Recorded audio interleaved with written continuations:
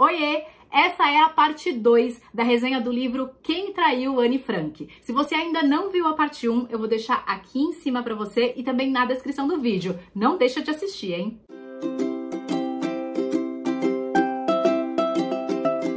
Mas afinal, quem foi Arnold van den Berg? Bom, ele era um tabelião judeu, dono de um dos maiores e mais bem-sucedidos cartórios de Amsterdã. Era um homem muito rico, muito poderoso, muito influente e muito respeitado na sociedade de Amsterdã. Ele e a mulher tiveram 3 filhas, inclusive uma das filhas dele tinha praticamente a mesma idade da Anne Frank. Eles moravam ali próximo ao Vondelpark, que é uma área muito nobre de Amsterdã, até hoje, por sinal, um lugar muito bonito. E ele também era o tabelião de uma famosa galeria de artes em Amsterdã, a Houtstikker, que negociava obras de arte de valores inestimáveis. O dono dessa galeria era Jacques Houtstikker, um dos mais ricos negociantes de mestres da pintura europeia do século 16 e 17. Como ele era judeu, no verão de 1940 ele foi obrigado a vender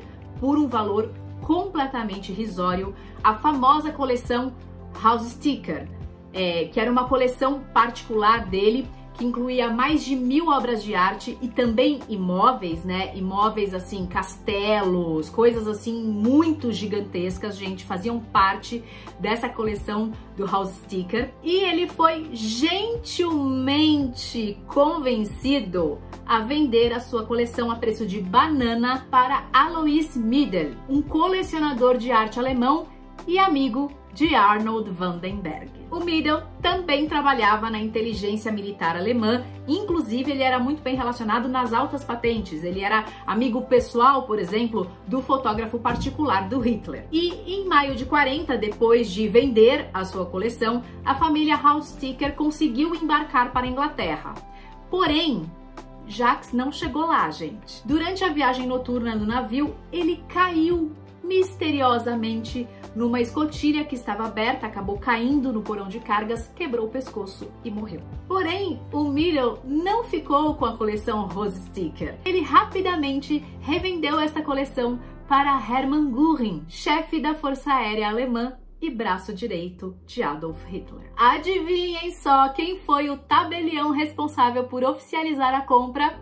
Sim, Arnold van den Berg. Nessa transação fraudulenta, o Miedel adquiriu o prédio e o nome, né, da galeria Houtstikker, e o Göring ficou com a coleção, inclusive com um Rembrandt que ele presenteou o Führer. Ah, e tem uma famosa foto, viu, gente? Há fotos de uma visita que o Göring fez à galeria Houtstikker em uma das suas visitas aí, né, durante a ocupação, para saber com que é que ele iria ficar ou não da grande coleção. E depois dessa venda, que foi obviamente ilegal, né, gente? Porque o homem lá teve que vender a preço de banana, todo mundo ganhou uma comissão maravilhosa. Arnold van den Berg ficou com 10% de 2 milhões de florins e vários funcionários da empresa também ganharam comissão, inclusive os jardineiros do prédio. Eles chamavam essa venda de chuva de ouro. E o Miedel, que, vejam só, apesar de alemão e católico fervoroso, era casado com uma judia e não queria se separar da mulher.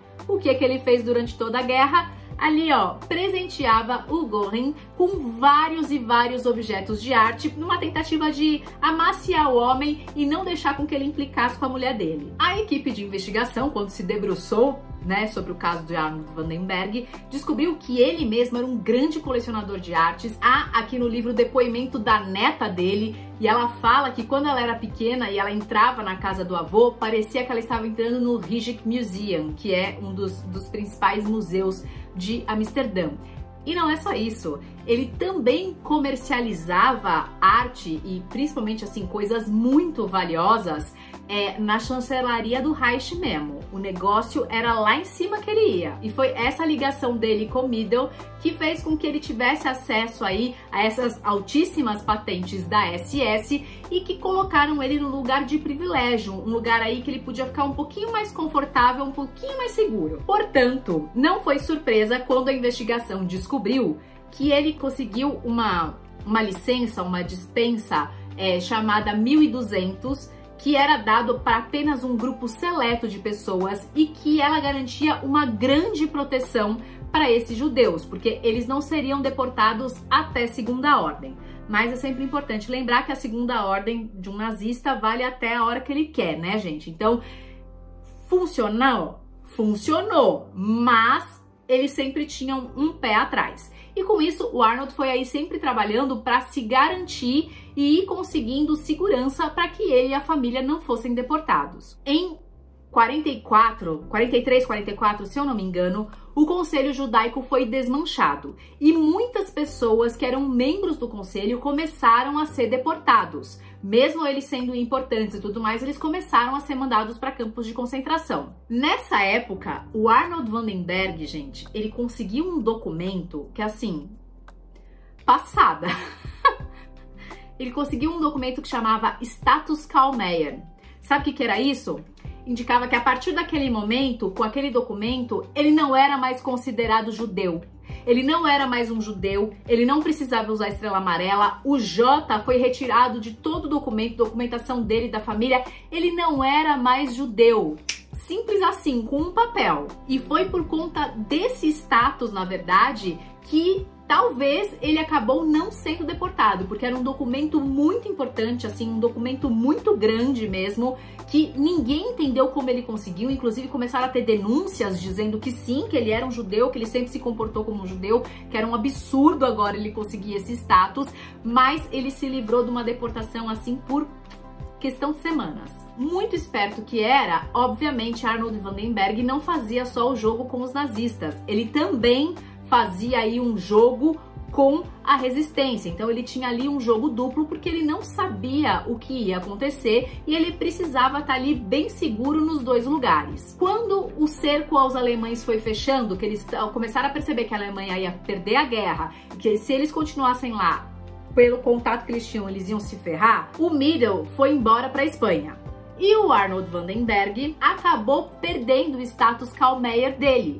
E ele ficou super desesperado, porque ele sabia que eles estavam limpando a Holanda e que mais cedo ou mais tarde eles seriam todos deportados. Com isso, ele convence uma parte da resistência a esconder as filhas dele, cada uma em um lugar para que não fossem pegas, mas ele e a mulher continuavam numa boa, inclusive vivendo uma vida assim, digamos até normal. O nome de nenhum deles da família consta em lista de deportação, em lista de entradas em campo de concentração. Eles não saíram da Holanda, tipo, eles não foram pegos. E de fato, toda a família sobreviveu à guerra. E aí, a equipe começa a se questionar qual era a carta na manga que ele tinha para ter todo esse status, porque eles começaram a pensar que nem esconder ele precisou se esconder, ele continuou realmente vivendo normal, como se nada tivesse acontecido. Ou seja, ele tinha algo muito poderoso nas mãos que ele conseguia ali, ó, negociar para que ele e a família não fossem deportados. Aliado a isso,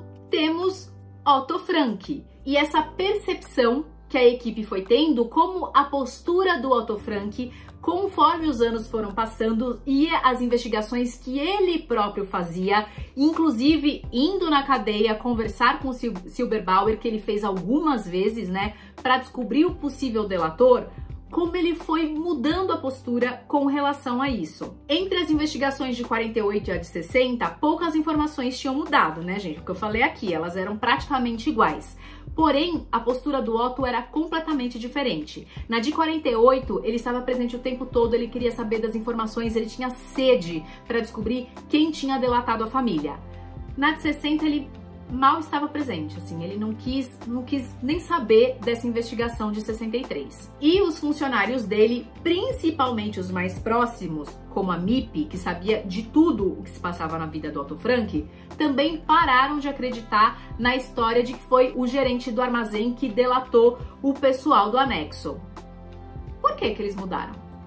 A Melissa Miller, autora de um dos livros que eu falei para vocês, ela conta para o Vince, em um determinado momento, que ela foi percebendo que a identidade do delator passou a ser menos um mistério solucionado e mais um segredo bem guardado. E eles começaram a perceber que, de fato, era um segredo tão bem guardado que o Otto escondeu essa informação do Simon Wiesenthal, um sobrevivente do Holocausto que dedicou o resto da vida a ir atrás de nazistas, confrontá-los com as suas histórias e trazer à tona os verdadeiros culpados. O Otto mentiu para o Simon a identidade do Silberbauer, o cara que prendeu eles no anexo, que comandou a operação do anexo. Por quê? Ele falou um nome muito parecido, mas que não era, e o cara não conseguia encontrar quem que era essa pessoa que fez a operação no anexo. E a Mipi chegou a conversar com pessoas muito próximas e ela também falou que o Otto começou a pedir que se escondesse a identidade do Silberbauer para que ninguém fosse conversar com ele. Por quê?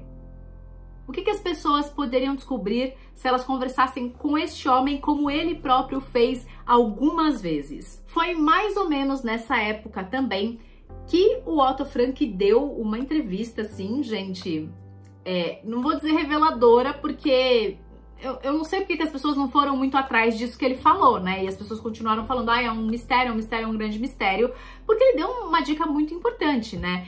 Ele conversou com o jornalista holandês Friso End e tem um determinado momento dessa entrevista que ele fala: fomos traídos por judeus. Ele também revelou que não queria falar quem era essa pessoa, porque não queria que os filhos do delator sofressem as consequências pelo que o pai tinha feito. E ele também disse, inclusive para algumas pessoas, que Amsterdã era um lugar muito ambíguo para ele, porque era um lugar de amizades eternas que duravam para sempre, como por exemplo com a Mipi, mas também era um lugar de traição.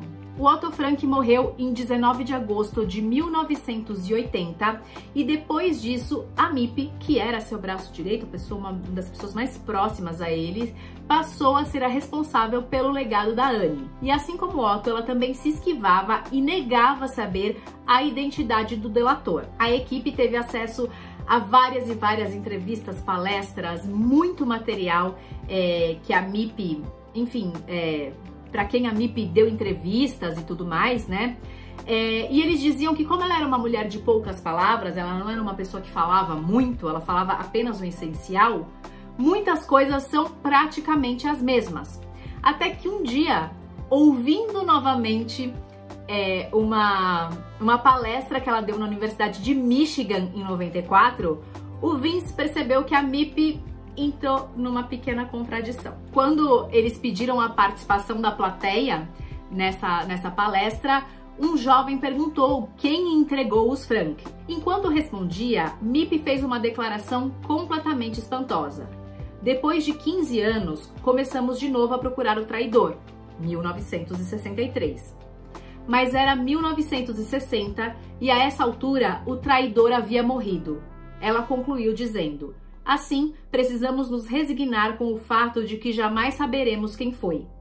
Vince se sentiu impertigado, em choque. As duas coisas não poderiam ser verdade. Se Mipi sabia que o traidor estava morto em 1960, devia saber quem era. Coincidência ou não, Arnold Vandenberg morreu de câncer na garganta em 1950. E aí a equipe começou a se questionar que talvez a falta de interesse do Otto em buscar, em provar quem tinha sido o delator, morreu junto com o Arnold Vandenberg, né? Porque por que ele iria perseguir um homem morto, né? Ele mesmo falou várias vezes que não queria que a família sofresse as consequências da escolha que este homem fez. Além, é claro, que na época o antissemitismo ainda era algo muito forte. E talvez para o Otto, se ele revelasse ao mundo, né, que tinha sido um judeu que os delatou, isso colocaria aí mais gasolina na fogueira. E foi juntando todas essas peças com alguns detalhes bem essenciais, como, por exemplo, a prisão em 1947 dos dois diretores, né, dos dois homens que comandavam o Conselho Judaico por colaboração com os alemães, e o fato também da própria comunidade judaica sobrevivente ter criado um tribunal de honra. Não era uma justiça, porque, enfim, mas era um tribunal de honra em que eles julgaram vários judeus que foram colocados como colaboracionistas, entre eles Arnold Vandenberg, que foi considerado culpado. E informações, depoimentos, cartas, muito material. Isso está sendo contestado na mídia, tá? Mas os especialistas aqui continuam afirmando que isso é uma verdade, porque eles têm muito material com relação a isso, de que o Conselho Judaico tinha sim endereços de vários judeus que estavam escondidos e que então eles liberavam essas listas para os alemães em troca de uma proteção. E como eles tinham esse endereço? Na verdade, todas as cartas que chegavam de judeus que tinham ido para campos, principalmente campos do leste, né, do leste da Europa, Auschwitz, os campos da Polônia, enfim, elas passavam pelo Conselho Judaico. E como essas pessoas acreditavam, né, confiavam que o Conselho Judaico as protegeria, elas acabavam escrevendo para parentes no endereço onde essas pessoas estavam escondidas. Então, há aí uma hipótese de que eles tivessem entre 500 e 1000 endereços diferentes. E todo mundo sabe que essas listas de endereços de judeus escondidos eram uma moeda valiosíssima. Era o que de melhor você podia entregar para os alemães naquela época. E pensando nisso, a equipe também, né, ficou aí se questionando se não foi isso que o Arnold Vandenberg fez, se não foi essa grande troca que ele fez com os alemães para ter toda essa proteção, toda essa regalia, porque assim, a investigação não conseguiu sequer entender se ele tinha se escondido, porque aparentemente ele sequer se deu ao trabalho de esconder tamanha proteção que ele tinha dos próprios nazistas. E foi pensando tudo isso, logicamente, com uma coisa muito mais profunda do que eu tô falando aqui para vocês, né, gente? Eu tô só resumindo mesmo, que a equipe chegou à conclusão de que o mais provável, e eu digo, repito, o mais provável é que tenha sido Arnold Vandenberg quem tenha delatado o endereço onde os Frank estavam se escondendo, os Frank e os outros moradores do anexo. E veja bem, outro detalhe que é muito importante, o endereço e não os Frank em si, tá, gente? Isso é uma coisa também que eles falam muito. Se isso realmente aconteceu, foi delatado o endereço e não as pessoas que estavam lá, porque era o que ele conseguia ter acesso aos endereços, inclusive no bilhete que o Otto recebeu, é isso, né? O seu endereço foi denunciado por fulano. Não há nenhum tipo de evidência que ele saiba quem eram as pessoas que estavam escondidas no anexo secreto. E a equipe, gente, eu acho que assim como nós que lemos o livro, apesar de que, bom, enfim, são matérias que têm saído no mundo inteiro, eu mesmo já sabia quem era antes de ler o livro, porque em qualquer lugar que você entra falando desse livro, as pessoas estão falando em matérias, artigos e tudo mais, mas a própria equipe ficou muito triste com o resultado do que seria a maior probabilidade, né? De novo, uma probabilidade, uma hipótese, aquilo que faz o maior sentido. Ninguém em nenhum momento bateu o martelo 100%, né? Eu tava vendo uma matéria com o Vincent Pankow, que é o cara do FBI, e ele fala que hoje, se você não tem um material genético, você não tem como fechar um caso em 100%. Então, é só uma hipótese. É uma hipótese daquilo que é o mais provável. E eu achei também que eles foram muito cuidadosos em não colocar o Arnold Vandenberg como um cara filho da puta, traidor, que queria dinheiro e queria se dar bem. Eu achei muito humano e esclarecido a forma como eles tentaram fechar, porque fechar nunca vai fechar, como eles tentaram levantar uma hipótese para esse caso. Vince tem o cuidado de dizer que não houve um momento eureka que encerrasse a investigação. O surgimento de Vandenberg como delator foi apenas isso, uma junção lenta de evidências e motivos, uma peça de quebra-cabeça que subitamente, inegavelmente, se encaixava. Por mais que a equipe esteja confiante com relação à conclusão, não houve alegria na descoberta. Mais tarde, Vince diria que se viu dominado por um peso de grande tristeza que permaneceu com ele. Igualmente complexos foram seus sentimentos a respeito de compartilhar as descobertas com o mundo. Todos sabiam que suas conclusões seriam poderosas e perturbadoras. Estavam preparados para a reação do público. O fato de um judeu holandês respeitável ter provavelmente entregado os endereços e de alguém não muito diferente do próprio Otto Frank ter sido a pessoa que o delatou é chocante. mas eles não podiam permanecer em silêncio.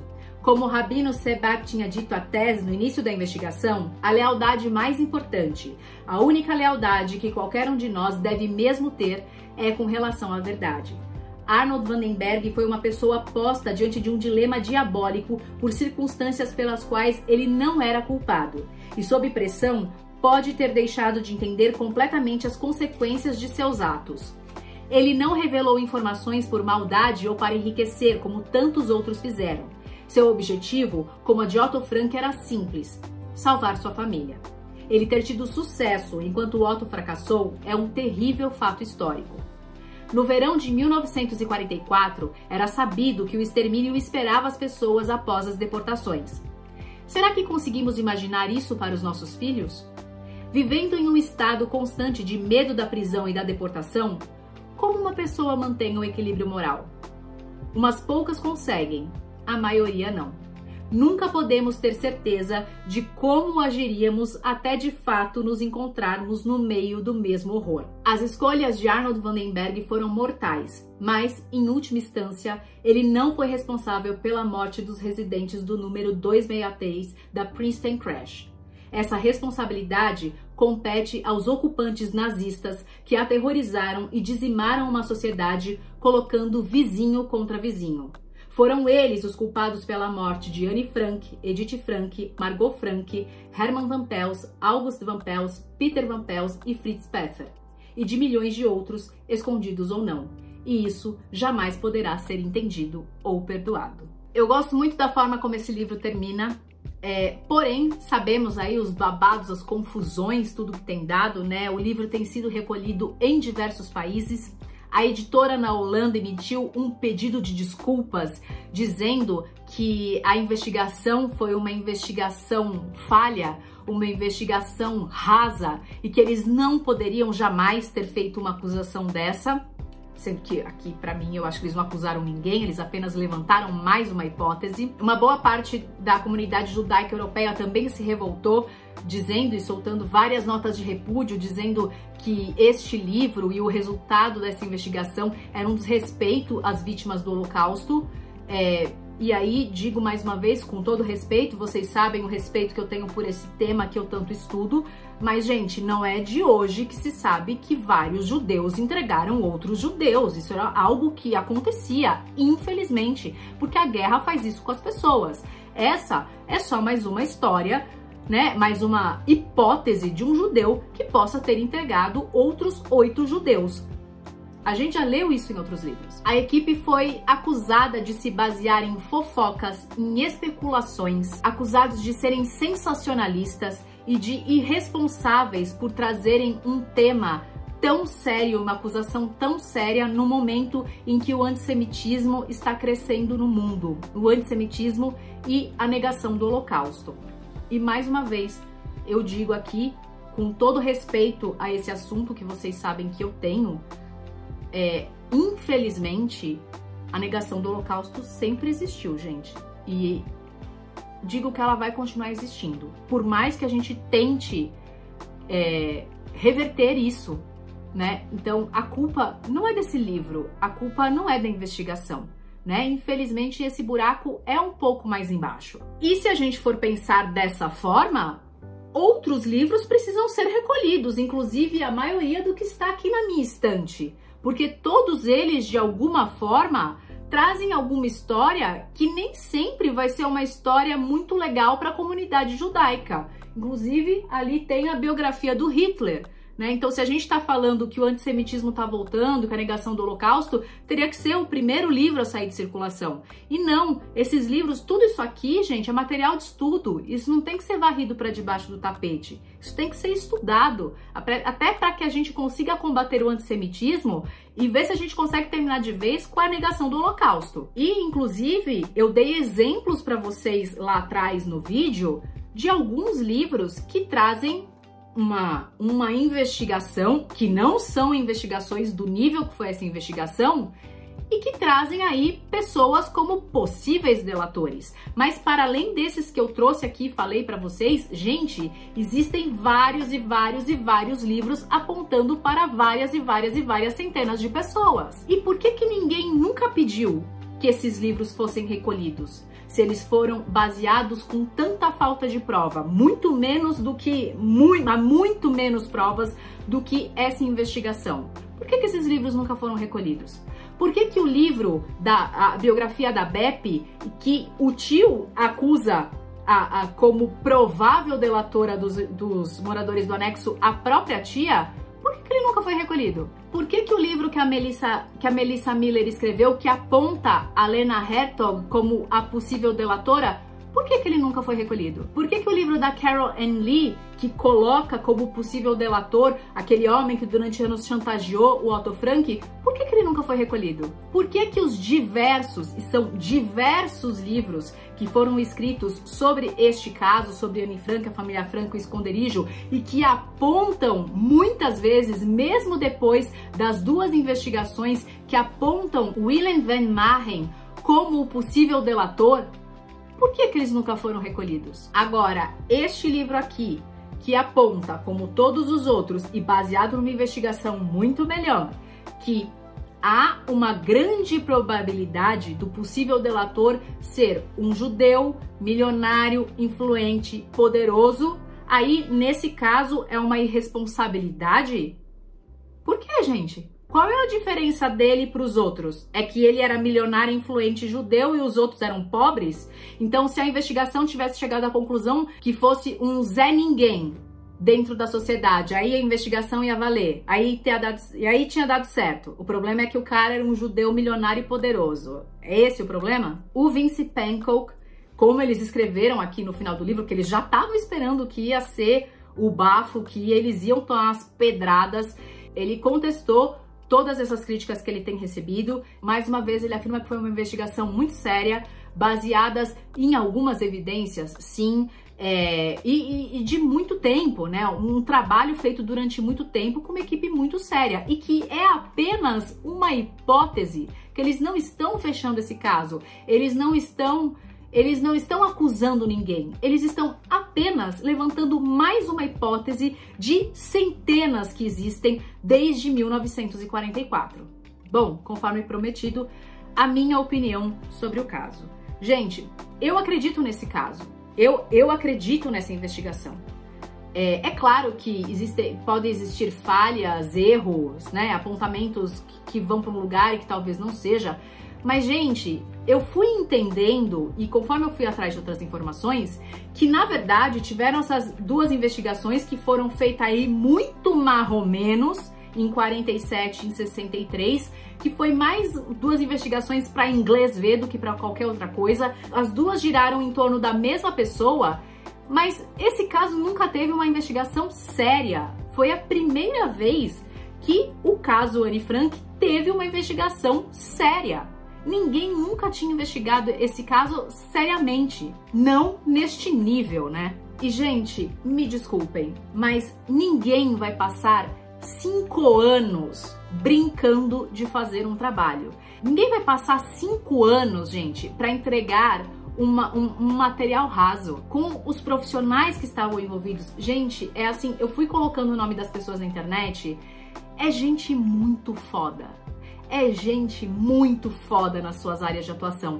Essa galera ficou 5 anos pra falar que foram baseadas em fofocas, sem evidências, que eles não têm a menor ideia, que foi fraco, que eles foram irresponsáveis. Gente, que isso? Desculpem. 5 anos de um trabalho que, inclusive, vocês acham que a Microsoft ia desenvolver um sistema para os caras se eles achassem que era uma roubada? Se eles achassem que a galera que estava ali comandando e encabeçando essa investigação não era uma galera de muito respeito? Você acha que a Microsoft ia se envolver num negócio desse? Bom, e foi uma pesquisa tão importante, com tanta descoberta que eles fizeram, que no fim acabou sendo doado para o Estado holandês a base de dados deles para que outras pessoas possam saber mais e pesquisar sobre a época, tamanha quantidade de informações que essa galera descobriu. Agora, por que eu acho que a investigação e o livro incomodou tanta gente? Amores, eles abriram a tampa do esgoto, né, amor? Eles abriram a tampa do esgoto e eles mostraram, assim, os piores lados de várias pessoas e de várias questões, A começar pela própria Holanda, né? Que sempre aí se gabou de que o antissemitismo na Holanda sempre foi muito mais fraco do que nos outros países, que na Holanda os judeus eram muito mais respeitados, pipipipopopó, mas dos países ocidentais, da Europa Ocidental, a Holanda foi o país que mais deportou judeus para os campos de concentração do leste. Dos 140 mil judeus que moravam na Holanda, 107 mil foram deportados. Sabe quantos voltaram? 5.500. Fora que, né, uma cerejinha na história da Holanda, quando essa galera, assim como Otto Frank, voltou da guerra, gente, eles foram largados a Deus dará. Eles ficaram eles por eles mesmos, largados à própria sorte. E sabe qual era a postura e a resposta da Holanda na época do pós-guerra? Ela dizia que o Holocausto aconteceu exatamente porque os judeus foram tratados de forma diferente. Logo, desta vez, eles também não poderiam tratar os judeus de forma diferente, porque assim eles se sentiriam, mais uma vez, sendo colocados em uma posição diferente de todo o resto da sociedade holandesa. Bizarro, né? Ficou feio e ficou muito feio para a Fundação Anne Frank. As duas, mas eu diria que o bicho pegou mesmo. Como a gente não sabe direito as questões da Fundação de Amsterdã, o bicho pegou mesmo pro lado da Anne Frank Found na Basileia. Gente, ficou muito feio. Como é que pode, né, a Fundação Anne Frank contestar a existência da Fundação em Amsterdã, contestar a existência do Museu Casa Anne Frank, desdenhar da dor que essa família passou ao sair da Alemanha, né, dizendo ela não era holandesa, ela era alemã. Sim, meu amor, foi parar na Holanda por quê, né? Então, assim, cara, ficou feio, foi bem ridículo, assim, foi um papelão, tudo isso que a Anne Frank Found da Basileia fez. E, né, amores, as tretas que existem, né, que é todo mundo pensando no bem e não sei o que lá, e não, né, amor, existe administração, existe dinheiro, existe ego, existe muita coisa, né, parece que existem outras questões antes da preservação da história da Anne Frank. E, obviamente, ficou feio, ficou horroroso para a elite judaica da época, principalmente para as famílias que tinham ali as pessoas que eram membros do Conselho Judaico. Porque, gente, o Conselho Judaico de Amsterdã foi colaboracionista. Em outras cidades, eu tenho certeza, já foi coisas que eu vi, tenho certeza que tiveram pessoas que trabalharam dentro daquilo que se esperava, né, que eram proteger aquelas pessoas, pensar no melhor para as pessoas que eram perseguidas. Não foi o que aconteceu em Amsterdã, infelizmente. Infelizmente, em Amsterdã, o Conselho Judaico colaborou com os alemães. Ponto. E, obviamente, essas famílias, gente, eram pessoas muito ricas, muito influentes. Essas famílias existem até hoje. Elas existem até hoje.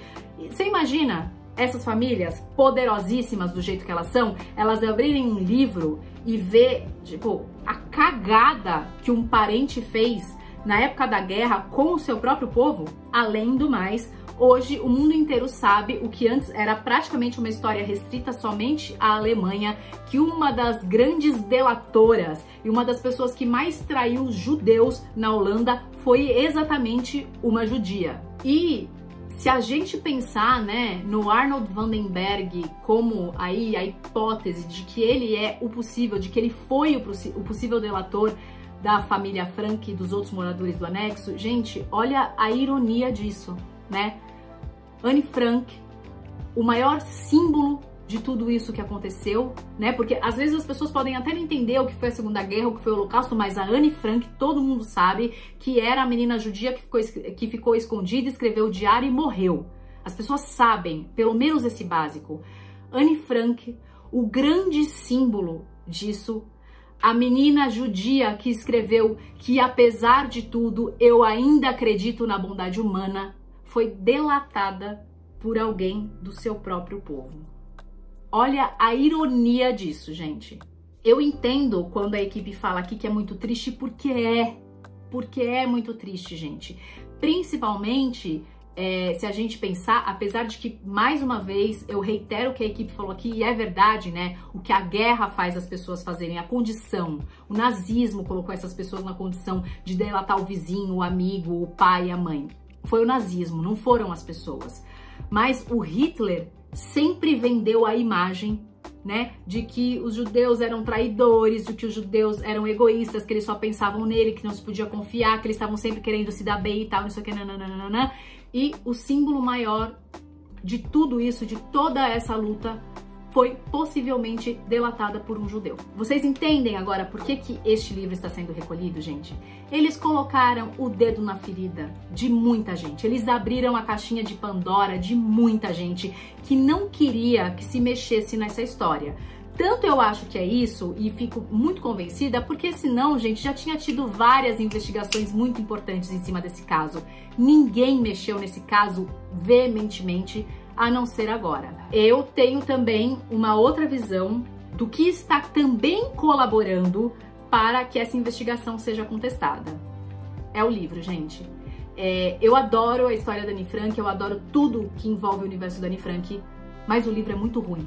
O livro é ruim, o livro é mal escrito e o livro tem erros grotescos, erros básicos, grotescos, e isso sim, com certeza, está fazendo as pessoas negarem ou duvidarem da investigação, porque se dados básicos aqui estão errados, quem diz que esses que a gente não sabe estão certos? Aqui no Brasil ainda nós temos um problema com a tradução é péssima, a tradução é horrorosa, acho que horrorosa é uma boa denominação para a tradução desse livro. E na minha visão, o livro prejudicou sim a investigação, e eu vou mostrar aqui para vocês alguns dos erros grotescos e ridículos que tem nesse livro. Página 25, há uma informação aqui de que a Anne Frank é nascida em Hamburgo. Não, gente, ela não nasceu em Hamburgo, ela nasceu em Frankfurt. Pelo amor de Deus, tá no Wikipedia, tá no Google, tá no site da organização Anne Frank, www.annefrank.org, vai estar lá a informação, ela nasceu em Frankfurt. Página 41, eles estão falando da Anne Frank Founds na Basileia, tem aqui uma nota de rodapé dizendo mantida atualmente pelos sobrinhos de Otto, entre eles Bud Elias e Stephen Elias, filhos da irmã de Otto, Leni. Bom, realmente eles chegaram sim, principalmente o Bud foi muito ativo na Anne Frank Founds, mas só tem um detalhe, né? O Bud Elias morreu em 2015. O Stephen, gente, morreu em 1980. Então, a não ser que a fundação trabalhe aí, diria, com literalmente uma administração de funcionários fantasmas, eu acho muito difícil eles estarem à frente da Fundação Anne Frank. Ah, e eu peguei várias informações sobre a família neste livro aqui, que é excelente, que é A História da Família Frank, que é maravilhoso. Esse livro aqui tá mais do que recomendado. Página 51.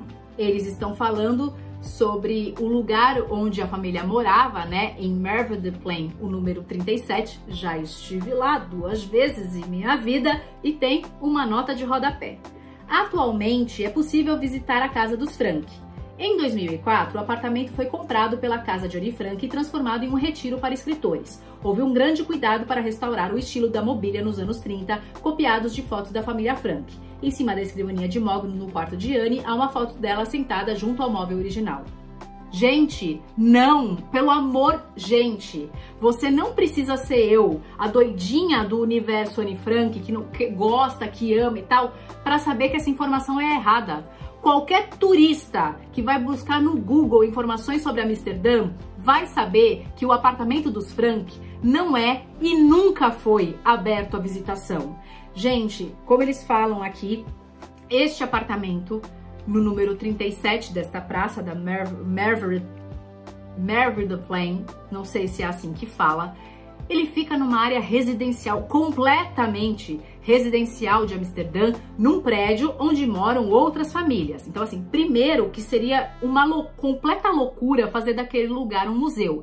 E sim, gente, há uma ONG por trás da disponibilização deste apartamento, que ele é colocado para escritoras mulheres que são perseguidas politicamente em seus países de origem. Obviamente, o nome delas não é revelado e elas podem morar neste apartamento durante um tempo desde que não mude nada, porque ele realmente foi restaurado exatamente como na época que a família Frank morava lá. Mas, gente, pelo amor de Deus, se você jogar no seu Google aí agora, você vai ver que nunca foi aberta a visitação, gente. E muito provavelmente não vai ser, porque eles não vão transformar uma área residencial num grande museu com filas e filas e filas de espera. Quem aí já foi, sabe que a casa Anne Frank, que é o museu onde é o esconderijo, gente, são 2 meses para conseguir ingresso. Aquilo é um furdúncio.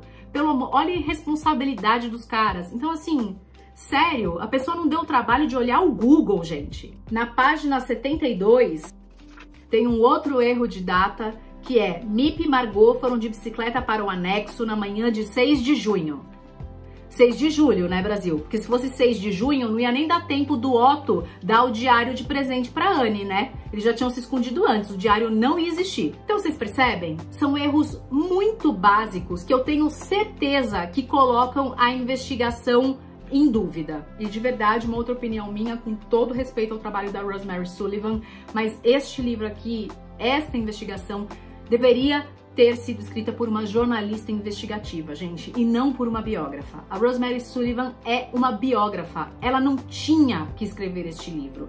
Esse livro tinha que ser escrito por alguém que gosta e trabalha com investigação. O texto seria diferente, a forma como eles iriam abordar os casos seriam diferente, e eu vou dar um exemplo disso, que é esse aqui, A Morte do Hitler, que foi escrito por 2 jornalistas e que também era um grande mistério. E, gente, esse livro é incrível, o texto do livro é incrível. Aqui, o texto do livro ficou uma coisa assim, sabe? Tipo, ai, às vezes um texto pobre, e fazendo umas brincadeiras desnecessárias, às vezes, com algo sério, sabe? Por exemplo, essa frase aqui, Vince é uma espécie de bulldog, assim que detecta um cheiro, avança em linha reta e é implacável. Sério, gente, um jornalista investigativo jamais escreveria um negócio desse, porque não precisa escrever, sabe? Você não precisa querer florear, fazer uma gracinha em cima de algo que é um mistério da história, sabe? E tem umas frases de efeito, tem umas coisas ruins, umas coisas meio lacradoras, assim. E sim, gente, a tradução eu achei horrível, eu achei horrorosa a tradução desse livro. Tem umas frases, olha essa frase aqui, ó. O quebra-cabeça da prisão em 4 de agosto de 44 quase certamente jamais seria completado. Gente, que quase certamente jamais seria completado. Gente, que frase é essa? Então, sim, ao meu ver, foi o livro também o grande responsável por descredibilizar a investigação. E até onde eu sei, a equipe estava produzindo um documentário. Eu não sei como isso vai ficar depois de toda essa repercussão negativa que o livro teve, mas eu espero muito de verdade que eles continuem engajados nesse projeto. Eu quero muito ver esse documentário, eu tenho certeza que ele vai ser muito, muito, muito bom. E a última coisa que eu quero deixar aqui pra vocês, gente, pra gente pensar, tá? O caso Anne Frank, quem delatou a família Frank, quem traiu a família Frank, quem foi que ligou e tal, é um dos maiores mistérios da humanidade. Isso é um fato. E aí eu pergunto pra vocês, o quão lucrativo é deixar que essa história continue sendo um dos maiores mistérios da humanidade? O quanto se lucra com o desfecho dessa história sendo um mistério? Quanto se lucra quando você é o dono dos direitos autorais de um dos maiores mistérios da humanidade? Pensem nisso. Bom, Brasil, é isso, um vídeo longuíssimo, mas eu espero que vocês tenham gostado. Me conta aí quem já leu o livro, o que vocês acharam da investigação. Aproveita e me dá um like, pelo amor de Deus, que depois de tudo isso eu mereço um like. E é isso, Brasil, muito obrigada, um beijo e até o próximo livro.